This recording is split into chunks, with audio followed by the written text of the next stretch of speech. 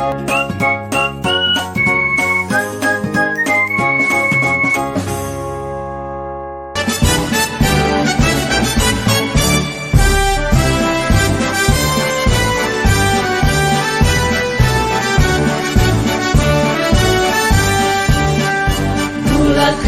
tekad kuatkan hati, negeri ini memanggilmu kawan. Belajar bergerak berbagi untuk negeri, guru penggerak majukan pendidikan. Guru penggerak menghamba pada murid, kreatif rancang pembelajaran. Hargai potensi, tingkatkan prestasi, lahirkan profil pelajar Pancasila. Belajar, bergerak, berbagi untuk negeri, kita menjalin kolaborasi. Belajar, bergerak, berbagi untuk negeri, demi bakti pada Ibu Pertiwi.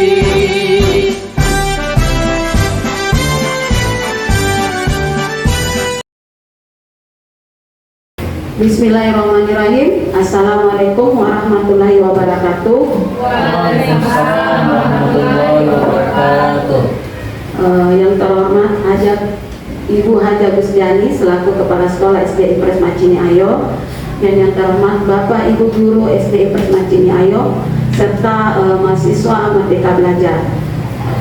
Terlebih pertama-tama kita ucapkan puji dan syukur atas kehadirat Allah Subhanahu wa taala, berkat rahmat dan hidayahnya lah sehingga kita berkumpul dalam kegiatan hari ini dalam menyebarkan pemahaman dan penerapan pengalaman budaya positif yang merupakan salah satu kewajiban saya selaku calon guru penggerak angkatan 10. Dan terlebih dahulu juga saya mengucapkan banyak terima kasih atas kehadiran Bapak dan Ibu Guru dalam kegiatan ini. Untuk itu saya akan menampilkan beberapa slide tentang menerapkan budaya positif. Bapak Ibu sekalian yang saya hormati, budaya positif adalah merupakan salah satu kegiatan yang harus kita laksanakan di dalam pembelajaran ini, di mana budaya positif ini adalah merupakan perwujudan dari nilai-nilai atau keyakinan universal yang diterapkan di sekolah, di mana sebagai pendidik hendaknya kita harus menerapkan budaya positif dalam lingkungan sekolah agar lingkungan sekolah kita dapat tercipta pembelajaran yang efektif dan efisien. Untuk menciptakan semua itu ada beberapa hal yang harus kita ketahui, di mana yang pertama, satu, adanya perubahan paradigma belajar. Yang kedua, disiplin positif. Yang ketiga, kebutuhan dasar manusia. Dan yang keempat, motivasi perilaku manusia, posisi kontrol guru, keyakinan kelas, dan segitiga restitusi. Kita lanjut ke slide berikutnya. Yang pertama yaitu pembelajaran dengan paradigma baru. Hendaknya kita sebagai seorang pendidik, hendaknya kita harus menerapkan beberapa paradigma dalam pembelajaran yang terjadi di lingkungan sekolah kita, di mana ada beberapa elemen yang dimana kita harus mewujudkan di sini, menerapkan yang merupakan pedoman pendidikan kita, yaitu profil pelajar Pancasila yang digaungkan saat ini di sistem pendidikan kita di Indonesia, yang dimana dalam profil pelajar Pancasila ini ada 6 elemen yang harus kita terapkan dalam proses pembelajaran. Yang pertama yaitu beriman dan bertakwa. Kalau sejak dulu kita mungkin sudah menerapkan yang namanya beriman dan bertakwa kepada peserta didik. Itu yang pertama di dalam elemen profil pelajar Pancasila. Yang kedua adalah berkebinekaan. Berkebinekaan artinya di mana anak peserta didik kita mengajarkan kepada mereka budaya-budaya yang ada di Indonesia. Kita menerapkan pada saat proses pembelajaran, kita harus menerapkan budaya-budaya atau mengajarkan kepada mereka atau memperkenalkan kepada mereka bagaimana budaya-budaya luhur yang ada di negara kita. Yang ketiga, bagaimana kita menerapkan yang namanya elemen gotong royong. Gotong royong di sini bukan berarti dia harus setiap hari bergotong royong untuk membersihkan, tetapi bagaimana mereka diterapkan bergotong royong dalam bekerja sama di dalam kelas dalam menyelesaikan masalah Itu artinya bergotong royong. Yang keempat, mandiri. Mandiri di sini bagaimana kita menerapkan anak-anak peserta didik dia bisa menyelesaikan sendiri permasalahannya. Kita hanya mampu membimbing atau hanya mampu memantau mereka, tetapi bagaimana kita menerapkan kemandirian anak-anak dalam menyelesaikan permasalahan pembelajarannya. Yang kita lanjut, yang kelima, elemennya itu adalah bernalar kritis. Bagaimana kita mengajarkan anak-anak dengan memberikan suatu permasalahan, dia bisa mencari sendiri jalan keluarnya. Yang keenam, kreatif. Di sini dalam hal ini kreatif artinya dia mampu membuat sesuatu hal yang baru. Kreatif dia tidak hanya dikasihkan sesuatu pembelajaran, tapi dia tidak mampu mengelolanya. Jadi ini dia mampu menerapkan sendiri, mencari sendiri jalan keluarnya, sehingga dia termotivasi untuk mencari hasil atau jalan keluar dari permasalahan yang mereka temui dalam proses pembelajaran. Jadi hendaknya para pendidik atau bapak ibu yang saya hormati, bagaimana kita menerapkan 6 elemen ini secara sebaik-baiknya, 6 elemen unsur yang ada dalam profil pelajar Pancasila. Kita lanjut di slide berikutnya, disiplin positif. Kita ketahui bahwa disiplin positif ini adalah pembiasaan hal yang baik, baik itu mencakup sikap atau perilaku maupun tutur kata oleh seluruh warga di sekolah, terutama bagi murid agar dapat berkembang menjadi pribadi yang kritis, mandiri dan bertanggung jawab. Artinya dalam hal ini mungkin kita sudah terlebih dahulu ya menerapkan yang namanya disiplin positif, di mana sebelum pembelajaran dimulai anak-anak sudah diajarkan bagaimana dia berbaris.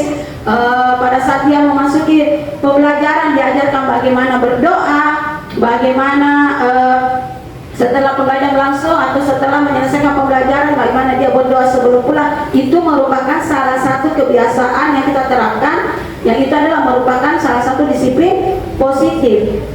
Jadi sebagai seorang pendidik kita hendaknya menerapkan kebiasaan-kebiasaan yang baik. Yang berikut, kebutuhan dasar manusia. Kebutuhan dasar manusia adalah merupakan sesuatu yang kita lakukan untuk mendapatkan apa yang kita inginkan, di mana seluruh tindakan yang kita lakukan memiliki tujuan. Semua usaha terbaik yang kita lakukan agar kebutuhan dasar kita terpenuhi dengan baik. Jadi setiap manusia itu memiliki yang namanya kebutuhan dasar. Jadi saya akan memperlihatkan slide berikutnya yang manakah yang menjadi kebutuhan dasar kita sebagai seorang manusia. Ini adalah kebutuhan dasar manusia, ada yang bertahan hidup, kasih sayang, penguasaan, kebebasan, dan kesenangan. Kita bisa lihat pada gambar pertama itu bertahan hidup, di mana bertahan hidup itu masuk makanan, pakaian, tempat tinggal, keamanan, dan kesehatan. Kasih sayang, rasa diterima, dipedulikan, penguasaan yaitu termasuk harga diri, kebebasan, kesenangan termasuk bermain, humor, antusias, dan tertawa. Jadi Bapak Ibu sekalian yang saya hormati, sebagai seorang pendidik kita harus mengetahui juga apakah yang menjadi dasar kebutuhan dasar peserta didik kita. Terkadang kita mengajar ada suatu kendala atau ada suatu masalah. Misalnya apabila ada peserta didik, misalnya dalam hal makanan, ada peserta didik yang tidak sarapan, pasti otomatis pembelajaran yang dia terima tidak akan efektif untuk dia terima, karena salah satu kebutuhan dasarnya sebagai seorang manusia tidak terpenuhi. Jadi kalau misalnya ada peserta didik kita yang tidak sarapan, otomatis akan berdampak pada proses pembelajaran. Jadi sebagai seorang pendidik hendaknya kita harus mengetahui yang manakah menjadi kebutuhan dasarnya sebagai manusia. Jadi apabila pembelajaran kita ingin efektif, semua kebutuhan dasar ini harus terpenuhi. Misalnya setelah pada saat dia ingin ke sekolah dia harus sarapan. Terus yang kedua, kasih sayang. Misalnya ada peserta didik kita yang tidak atau ada salah satunya yang dibully atau dia tidak diterima oleh temannya lain, otomatis dia penerimaan pembelajaran juga tidak efektif kalau misalnya ada salah satu yang membuli temannya. Jadi Bapak Ibu hendaknya kita ketahui bahwa semua kebutuhan dasar ini harus terpenuhi bagi peserta didik kita. Apabila salah satu dari kebutuhan dasar tersebut di atas tidak terpenuhi, otomatis pembelajaran tidak akan dapat berjalan efektif. Jadi anak-anak harus perasaannya merasa gembira, harus merasa senang, sehingga materi yang kita ajarkan dapat mereka terima dengan baik. Itu adalah beberapa kebutuhan dasar manusia. Yang berikut motivasi perilaku manusia. Selain tadi kebutuhan dasar manusia, ada juga beberapa motivasi.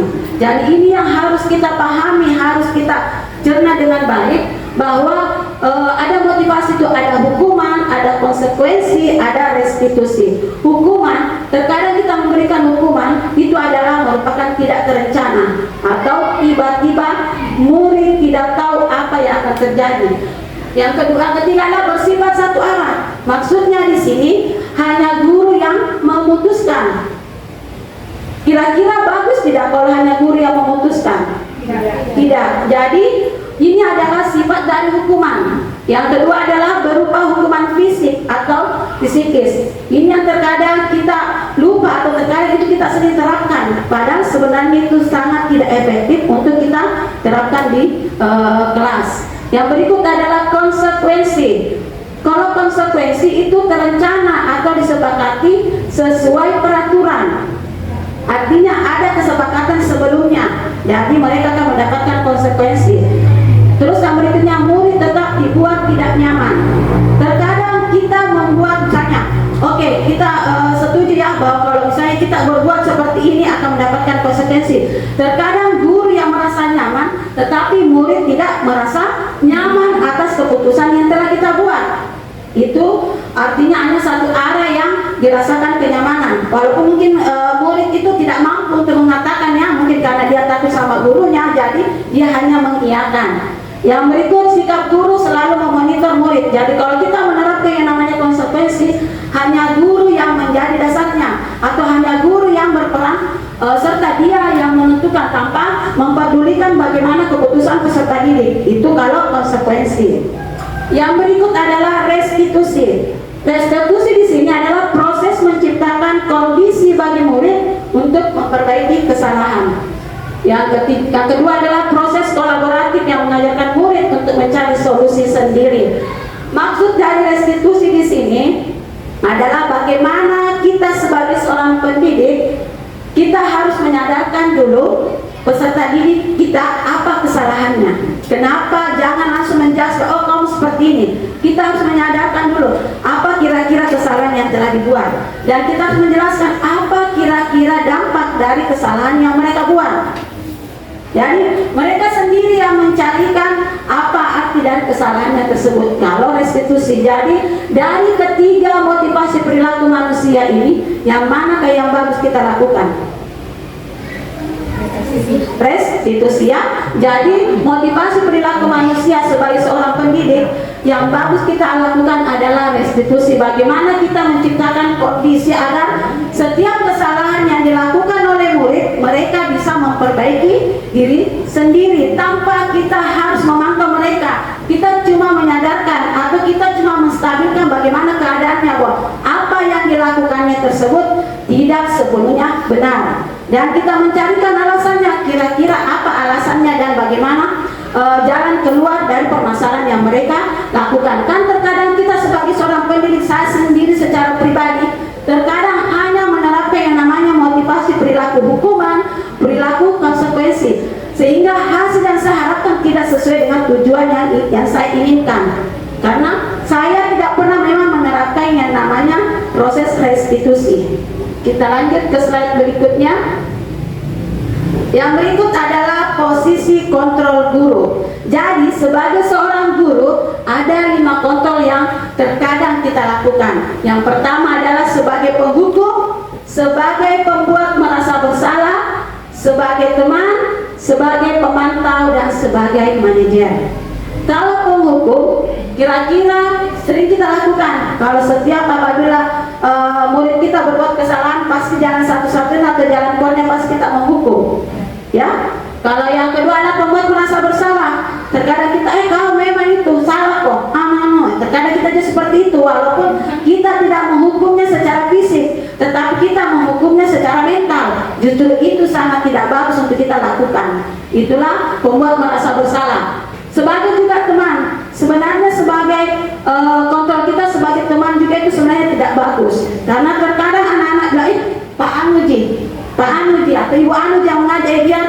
karena biasa aja. Itu artinya mereka tidak ada motivasi untuk menyadari kesalahannya, karena dia pikir, Pak Anu jadi temannya itu sebenarnya tidak bagus untuk kita lakukan. Yang berikut adalah pemantau. Pemantau di sini kita hanya memantau, oh apa yang dilakukan setiap dia bekerja atau setelah melakukan sesuatu pasti kita tegur lagi. Itu sebenarnya Bapak Ibu tidak bagus untuk kita lakukan. Yang bagus di sini adalah bagaimana kita bersikap sebagai seorang manajer. Baiklah, saya akan memperlihatkan beberapa contoh-contoh posisi kontrol kita sebagai seorang guru. Yang pertama, sebagai seorang penghukum. Ada kasus di sini kita bisa lihat ada yang terlambat hadir sekolah. Terkadang kalau misalnya kita sebagai penghukum, nada suara kita tinggi, bahasa tubuh kita sering melotot dan menuju. Terkadang kita menyebut terlambat lagi. Kamu selalu datang terlambat. Kapan bisa tepat waktu? Itu sebagai seorang penghukum, ya. Dan bagaimana perasaan kita apabila bagaimana perasaan murid? Terkadang kalau kita sebagai penghukum, kemungkinan murid kita itu akan mendendam atau bersifat agresif. Bila bisa jadi sesudah kembali duduk, murid tersebut akan mencoret-coret bukunya, ya. Kalau kita sering hukum, terkadang itu mereka dendam. Nah, terkadang kalau ini kenapa nanti saya akan misalnya baca itu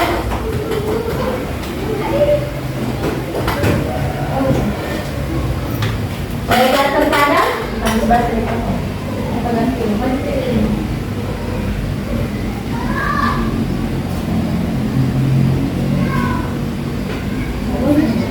Yang bagaimana?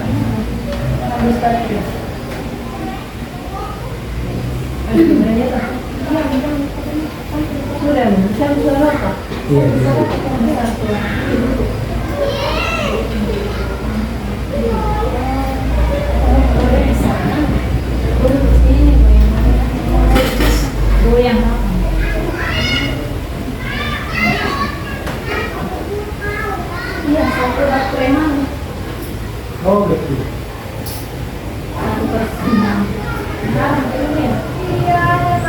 terkadang hasilnya misalnya kita Itu tidak.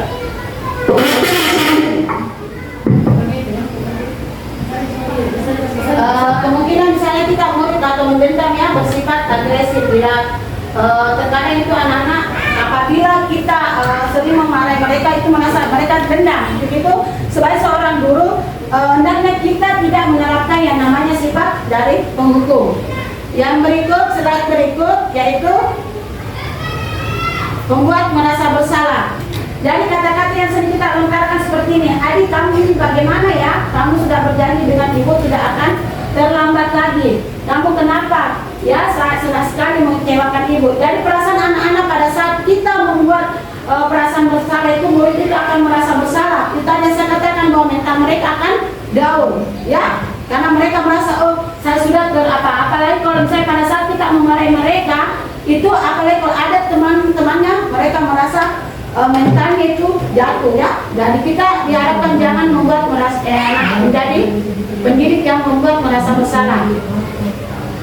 Yang berikut adalah sebagai teman. Ibu tadi sudah saya katakan bahwa sebagai seorang teman itu juga sebenarnya tidak baik, karena murid kita akan merasa senang dan akrab dengan guru. Ini adalah termasuk dampak positif. Hanya saja sisi negatif muridnya menjadi tergantung pada guru. Yang berikutnya adalah sebagai pemantau, ya. Di sini sebagai pemantau, hasilnya di sini murid hanya memahami konsekuensi yang harus dijalankan karena telah melanggar salah satu peraturan sekolah. Guru sini tidak menunjukkan suatu emosi yang berlebihan, menjadi marah atau membuat merasa berbuat salah. Di sini murid tidak dibuat tidak nyaman, yaitu dengan harus tinggal kelas pada waktu jam istirahat dan mengerjakan tugas. Guru tetap harus memantau murid pada saat mengerjakan tugas di jam istirahat, karena murid tidak bisa ditinggal seorang diri. Maksud dari kata pemantau di sini, guru sebagai pemantau, di mana guru di sini kan tidak selamanya kita harus memantau murid kita, apalagi kalau murid dalam jumlah yang sangat besar. Jadi saya pribadi, murid saya 21, tidak mungkin mulai dari jam masuk sampai jam pulangnya saya harus tetap berada di sampingnya, karena saya juga harus, entahkah saya harus istirahat. Nah, karena sedangkan guru sebagai pemantau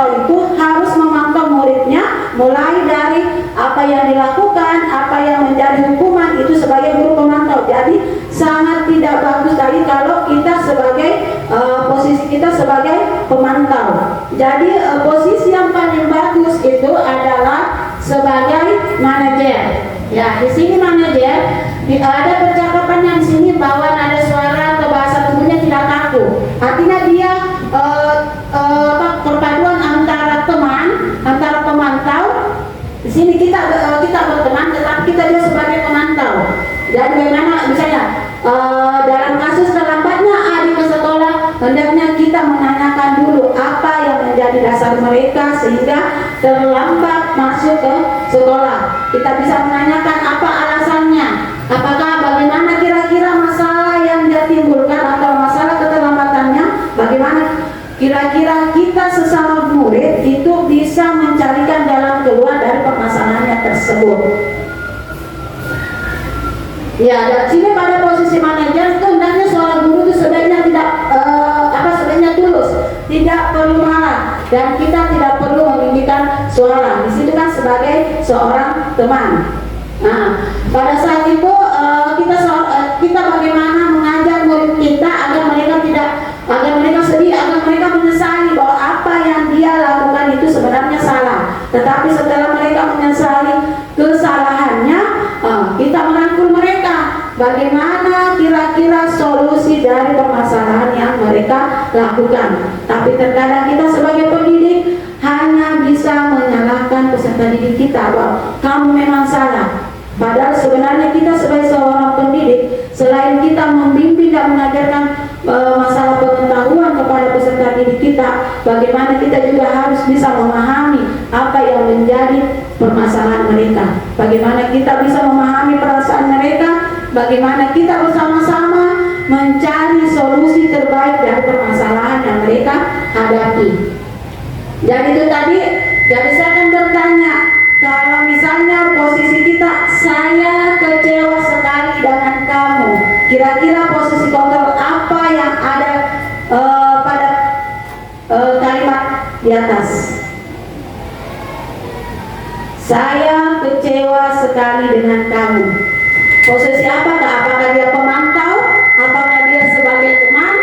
Apakah dia sebagai pembuat merasa bersalah? Pembuat merasa bersalah. Ya, jadi saya kecewa sekali dengan kamu adalah, kita bisa lihat slide berikutnya.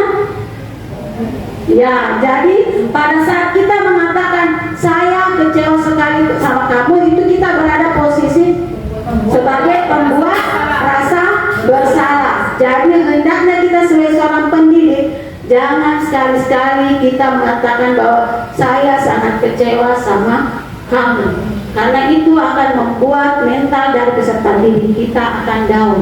Ya, yang berikutnya adalah kamu tidak pernah benar-benar melakukannya. Sekarang keliling lapangan 3 kali. Posisi kita sebagai apa? Sebagai penghukum.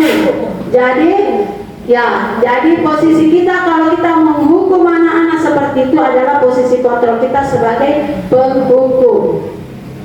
Slide berikutnya, kira-kira bagaimana kamu akan memperbaiki masalah ini?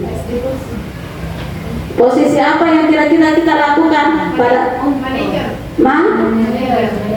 manajer. Jadi pada saat kita berada di dalam posisi manajer, kita harus mencari akar permasalahannya. Selain mencari akarnya, kita juga harus mencari solusi dari permasalahan tersebut. Misalnya kayak Adi di sini, dia kasusnya terlambat datang ke sekolah. Kira-kira apa penyebab dari keterlambatannya tersebut? Apakah karena jarak rumahnya jauh, terus dia berjalan kaki? Karena saya pernah menemukan kasus di kelas saya ada muridku yang sering terlambat. Kira-kira 10 menit baru dia datang, kira 10 menit jam 8 baru dia datang. Saya menanyakan kepada muridku, apa penyebabnya sehingga setiap hari harus terlambat? Dia mengatakan, Bu, rumah saya jauh, saya tinggal di Batang Kaluku. Terus kamu nih apa kesini? Nah, saya Bu naik jalan kaki. Katanya dia jalan kaki dari sekolah, dari rumahnya ke sekolah. Pada saat dia jalan kaki membutuhkan waktu berapa menit? Membutuhkan waktu berapa menit? Jadi saya tanya, jam berapa Ki bangun? Dia bilang, Ibu saya bangun jam 6:30. Jadi saya bilang, itu salah tanah. Kenapa?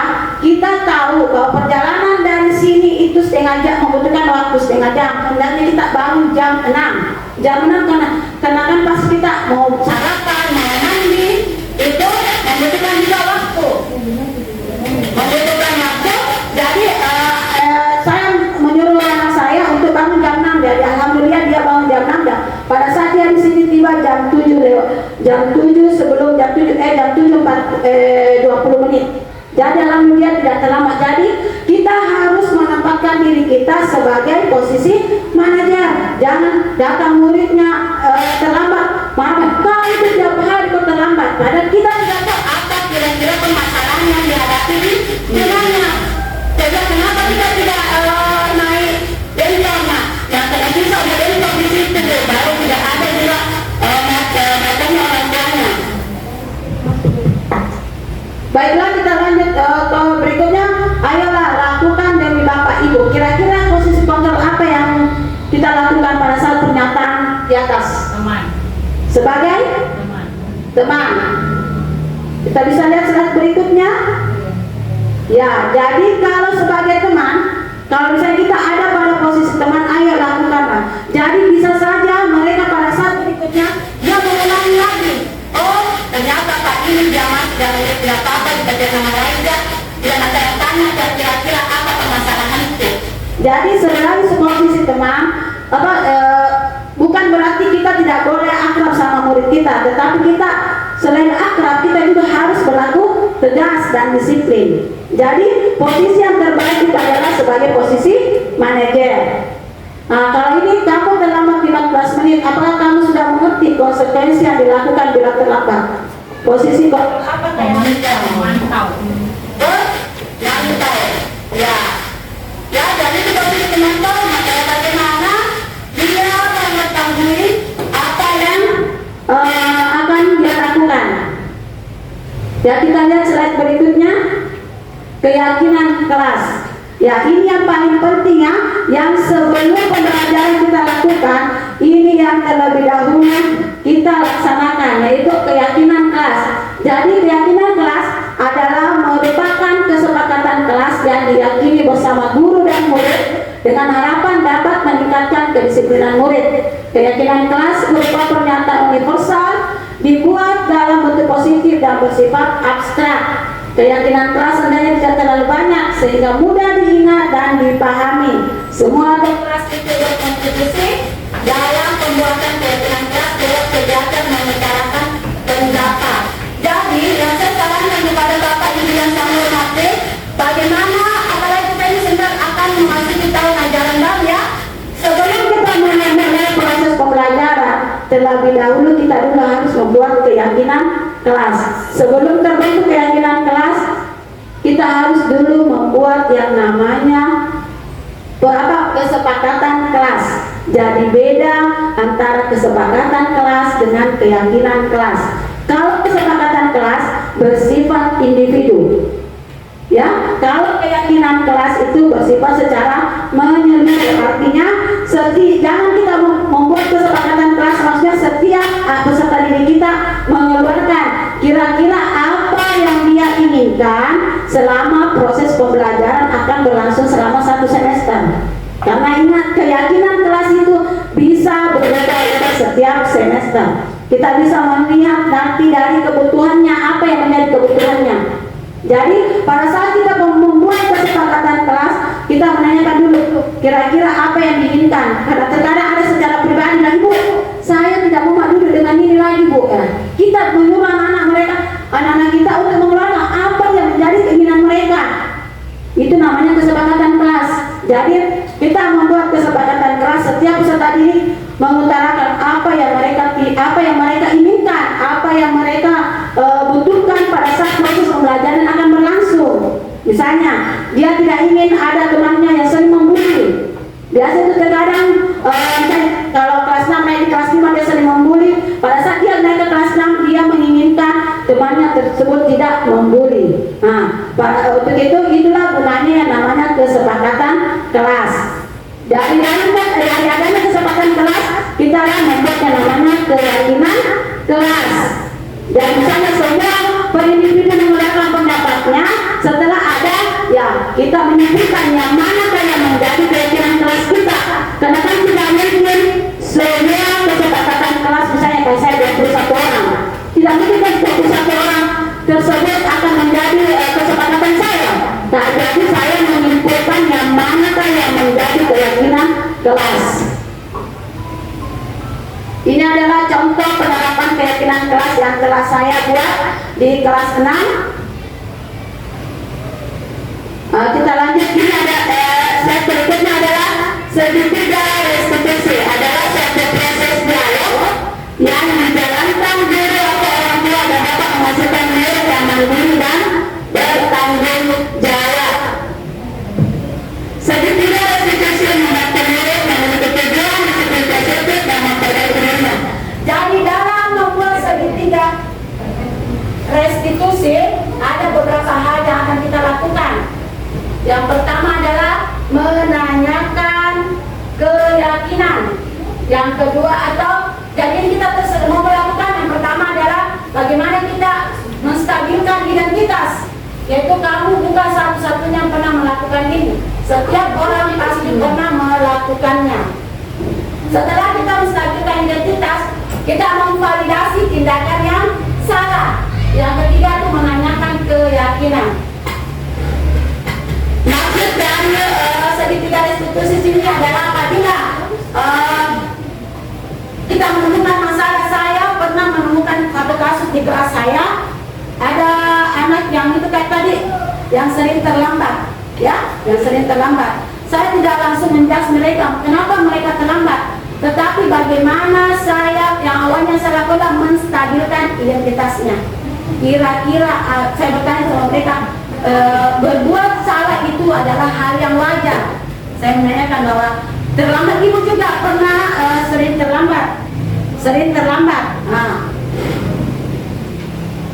Biasanya misalnya saya menanyakan, ibu juga sering terlambat, tetapi tidak mungkin kita terus terlambat. Jadi kita menanyakan seperti itu.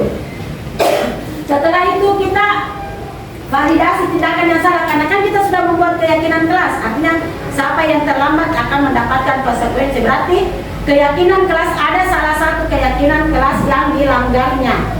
Nah, kita meyakinkan bahwa kalau kalian terlambat itu adalah tindakan yang salah. Setelah kita menstabilkan identitas, maka memvalidasi tindakan yang salah, kita menanyakan keyakinan. Maksudnya di sini bagaimana bahwa apa yang dilakukan itu adalah tindakan yang salah. Untuk agar tindakan itu yang salah itu tidak dilakukan berulang, kita harus menanyakan keyakinan. Kira-kira mau tidak berbuat salah lagi seperti itu. Nah, kita harus menanyakan seperti itu. Itu namanya menanyakan keyakinan. Kita lanjut lagi slide berikutnya. Ini adalah menstabilkan identitas. Jadi ini yang kita katakan kepada anak didik kita apabila kita menemukan permasalahan di kelas. Misalnya berbuat salah itu manusiawi. Kita mengatakan seperti peserta didik kita itu seperti itu. Apa maksud dan tujuan kita mengatakan seperti itu? Supaya anak-anak tidak merasa terlalu bersalah. Artinya dia tidak diintimidasi bahwa biasa gitu orang memang terlambat. Saya juga dulu waktu itu sekolah memang sering terlambat. Kita dulu maksudnya di sini dulu kita menstabilkan identitasnya bahwa berbuat salah itu manusiawi. Ini salah kata-kata yang bisa kita lakukan. Tidak ada manusia yang sempurna. Bapak Ibu juga pernah melakukan kesalahan. Bapak Ibu tidak tertarik mencari siapa yang salah, tetapi Bapak Ibu ini mencari solusi dari permasalahan ini. Kamu berhak merasa begitu. Jadi kalau misalnya tadi ada kasus terlambat, kita bisa mengatakan, oh biasa gitu orang memang terlambat. Jangan langsung mencecar dengan perkataan, kau itu memang sudah terlambat. Tidak boleh seperti itu. Tapi bagaimana kita menstabilkan keadaan dulu, atau menstabilkan identitasnya bahwa oh biasa gitu memang orang terlambat. Setelah kita menstabilkan identitasnya, kita memvalidasi tindakan yang salah. Kita lanjut slide berikutnya, yaitu validasi tindakan yang salah. Kita menanyakan apa sih alasannya sering terlambat, kira-kira apa yang menyebabkan kamu sering terlambat. Kita menanyakan seperti itu kalau kita mendapatkan kasus anak yang sering terlambat, atau kamu patut bangga pada dirimu sendiri karena kamu telah melindungi sesuatu yang penting buatmu. Jadi ini adalah kata-kata yang bisa kita lontarkan pada saat kita melakukan validasi tindakan yang salah. Setelah kita memvalidasi, kita menanyakan keyakinan.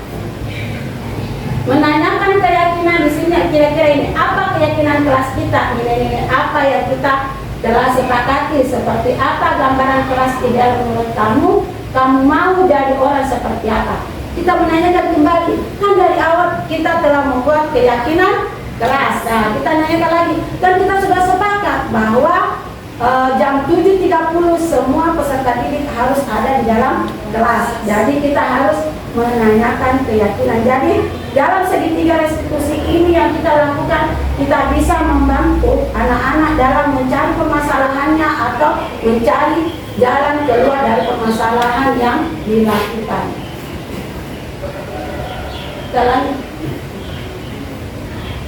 Jadi ini adalah contoh penerapan segitiga restitusi yang telah saya lakukan ya tentang anak murid saya yang terlambat.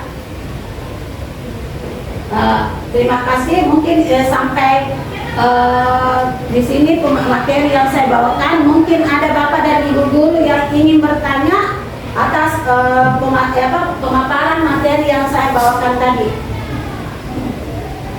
Ya, silakan Ibu Dewi yang ingin bertanya. Assalamualaikum warahmatullahi wabarakatuh. Waalaikumsalam warahmatullahi wabarakatuh. Sebelumnya terima kasih atas kesempatan yang diberikan kepada saya terkait dengan materi yang Ibu paparkan tadi tentang budaya positif. Ya, budaya positif. Budaya positif. Terkadang saya seperti ini kalau di kelas saya, namanya di kelas rendah karena saya mengajar di kelas 1. Kalau ada siswa saya yang kadang mengganggu temannya, saya beri hukuman seperti membaca 1 lembar. Apalagi kan menurut saya membaca itu kan budaya positif karena mereka bisa menerapkan di membacanya ya, karena masih kelas rendah, jadi supaya bisa lebih melatih dia supaya cepat pintar membaca seperti itu. Tapi apakah ini hukuman seperti membaca itu yang 1 halaman seperti itu, apakah termasuk budaya positif untuk murid-murid saya atau tidak? Oh ya, terima kasih atas jawaban pertanyaan dari Bu Miri yang mengatakan apakah hukuman yang diberikan itu kepada muridnya dengan mengajarkan membaca adalah merupakan budaya positif. Kalau menurut saya membaca itu kegiatan membaca itu adalah merupakan budaya positif, tapi penerapannya itu mungkin kecuali kalau hukuman membaca itu sudah masuk dalam keyakinan kelasnya. Jadi kalau misalnya semena-mena kita hanya harus kamu membaca, itu tidak bagus kita lakukan karena itu hanya bersifat menghukum. Posisi kita sebagai guru hanya bersifat menghukum karena hanya bersifat satu arah. Hanya guru yang memutuskan apa permasalahan dari peserta didik kita atau apa kesalahan yang dilakukannya. Jadi itu hanya bersifat penghukum. Artinya kita tidak membicarakan terlebih dahulu kalau siapa yang suka bicara atau siapa yang datang terlambat akan dikasih restitusi misalnya membaca. Nah, kecuali kalau dalam keyakinan telah kita telah buat seperti itu tidak masalah, itu termasuk salah satu budaya positif. Tapi kalau tidak ada di dalam keyakinan kelas yang kita buat, tetapi tiba-tiba kita menghukum dengan membaca, itu namanya posisi kontrol kita sebagai penghukum, tetapi tidak menerapkan secara garis besar bahwa itu adalah disiplin positif, tapi hanya sebagai posisi kontrol sebagai penghukum. Jadi kan baiknya kalau kita seperti itu, kita membicarakan sebagai guru dengan peserta didik bahwa kira-kira kalau ada yang terlambat, kira-kira hukum tes ukur yang baik itu seperti apa? Apa kira-kira yang kalian inginkan? Kan kita sama-sama berbicara. Tetapi kalau sebagai posisi kita seperti itu, hanya kita yang memutuskan konsekuensi apa yang diterima oleh peserta didik. Bisa saja peserta didik kita walaupun kita hukum, kamu harus membaca. Bisa saja dia tidak mau, pada saat itu dia lagi tidak mau membaca, otomatis keadaan itu dia perasaannya jengkel, marah. Walaupun dia membaca itu bagus, tetapi untuk apalah dia membaca kalau mereka tidak bisa menerima dengan baik materi yang dia bacakan. Jadi bagus, alangkah bagusnya kita kembali lagi bahwa apakah yang menjadi keyakinan kelas yang telah kita buat. Jadi kan kita sudah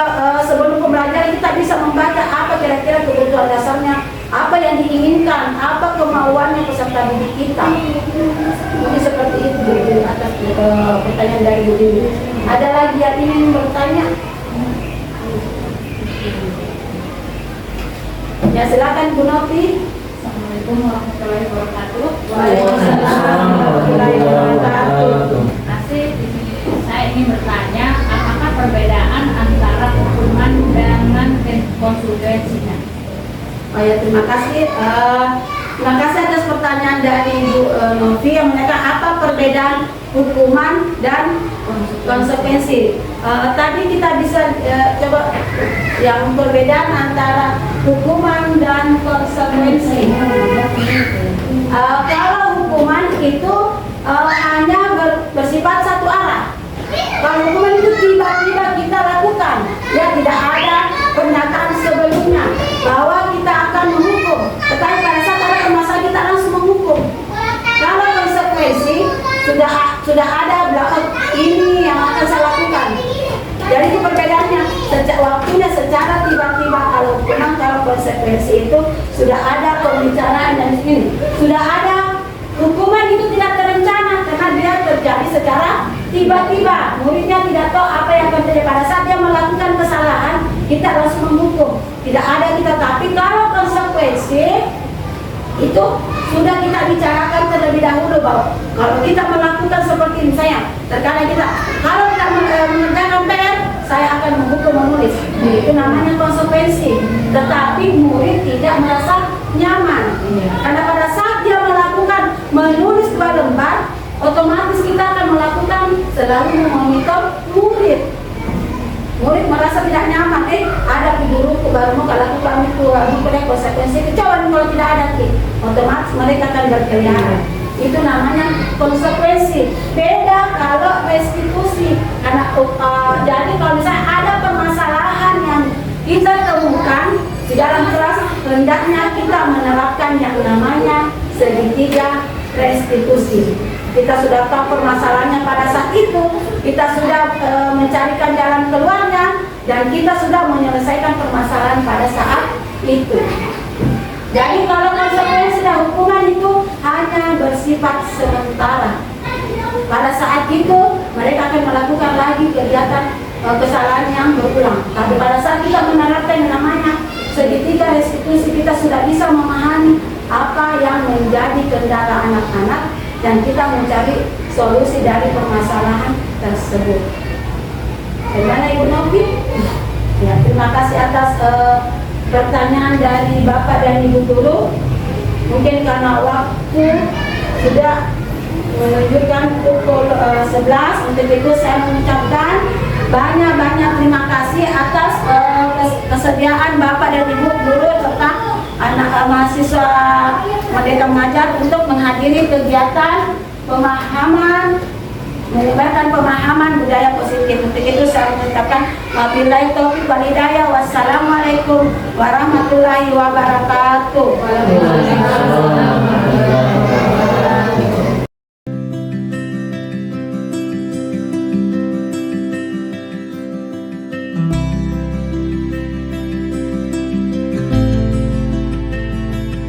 Assalamualaikum warahmatullahi wabarakatuh.